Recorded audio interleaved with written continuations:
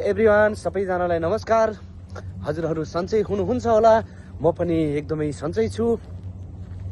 म चाहिँ सानो भिडियो लिएर उपस्थित भइसकेको छु। हामी चाहिँ आज यता क्याम्पबाट बाहिरतिर चाहिँ नि यसो घुम्नको लागि निस्केका छौँ।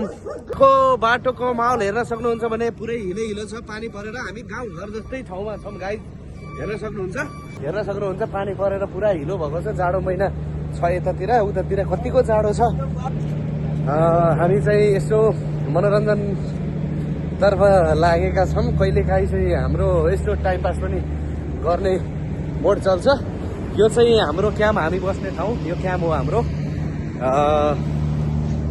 यो चाहिँ हाम्रो आइएलसीको गाडी हो। मैले चलाउने गाडी चाहिँ उतातिर छ। हामी केही साथीहरू हिँड्दैछौँ बाटोमा।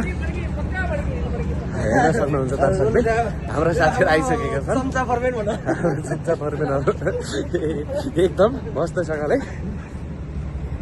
छन् भने यहाँ बाटो एकदमै चिप्लो छ। बाटोको माहौल हामी यहाँ लड्न पनि सक्छौँ। यहाँ एकदमै हिलो अवस्थामा छ।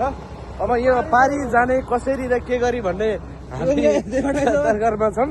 अब यहाँ पारी जाने माहौल एकदमै बिग्रिसकेको छ गाइज। हेर्न सक्नुहुन्छ यति धेरै हिलो छ।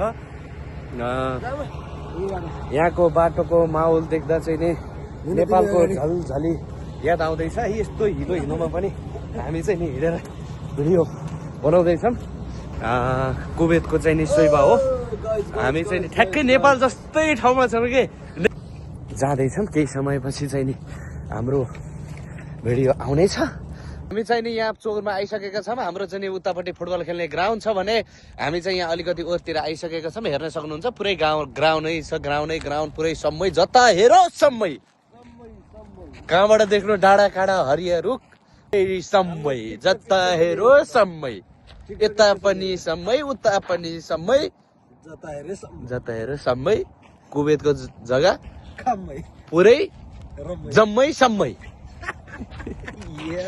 हस् त, बाई बाई।